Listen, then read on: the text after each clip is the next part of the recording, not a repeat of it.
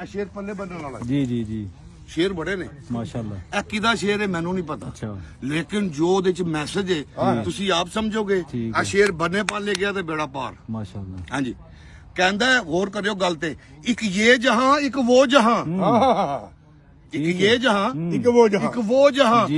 इन दोनों जहानों के दरमियान हाय हाय हाय एक ये जहां एक वो जहां इन दोनों जहानों के दरमियान ये जो फासला है एक सांस का अल्लाह एक ये जहां एक वो जहां इन दोनों जहानों के दरमियान ये जो फासला है एक सांस का और ये जो चल रही है तो ये जहां हाय हाय हाय हाय ये जो चल रही है ऐसा ले रहे जी ये जो चल रही है तो बिल्कुल, ये जहां बिल्कुल। और ये चली गई तो वो जहां माशाल्लाह माशाल्लाह वो चली गई जी। तो वो जहां वो जहां।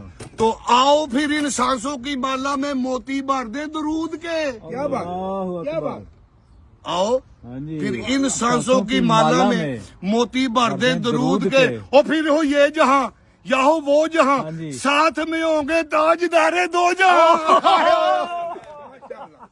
आए आए आए जिंदे रहो आए आए लोगों ने खुश हो गया मरण दी गल मैं पता रंग बना देता